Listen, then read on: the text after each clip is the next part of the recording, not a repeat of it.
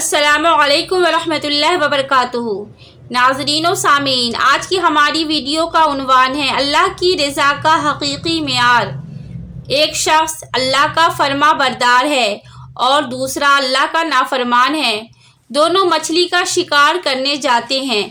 ایک اپنے بتوں کا نام لیتا ہے اور جال پھینکتا ہے، اس کے جال میں مچھلیاں آتی ہے۔ دوسرا اللہ کا نام لیتا ہے اور جال پھینکتا ہے اور اس کے جال میں کچھ نہیں آتا ہے۔ کوشش کرتے کرتے شام ہو جاتی ہے۔ وہ اللہ کا نافرمان، غیر اللہ کا پکارنے والا اپنی مچھلیوں کا تھیلا بھر کر لاتا ہے اور یہ اللہ کا ماننے والا اپنا تھیلا خالی لے کر آتا ہے۔ اللہ کا فرشتہ کرامن کاتبین، حساب کتاب لکھنے والا فرشتہ غمگین ہوتا ہے اور عرض کرتا ہے کہ اے اللہ، وہ تیرا نام لینے والا خالی ہاتھ آ رہا ہے اور غیر اللہ کا نام لینے والا مچھلیوں سے بھرا ہوا تھیلا لا رہا ہے۔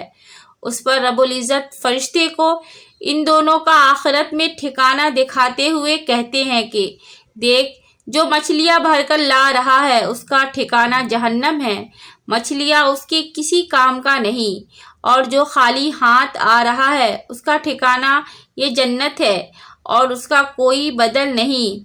جیسے ہم کہتے ہیں کہ وہ اتنے گنہگار اور نافرمان ہیں لیکن پھر بھی مزے کر رہے ہیں، اور یہ اتنے فرما بردار اور نیک ہیں پھر بھی تکلیفوں میں مبتلا ہے۔ اللہ کے یہاں مقبولیت اور پسندیدگی کا معیار کچھ اور ہے۔ وہ حکیم ذات ہے، حکیم ذات۔ السلام علیکم ورحمۃ اللہ وبرکاتہ۔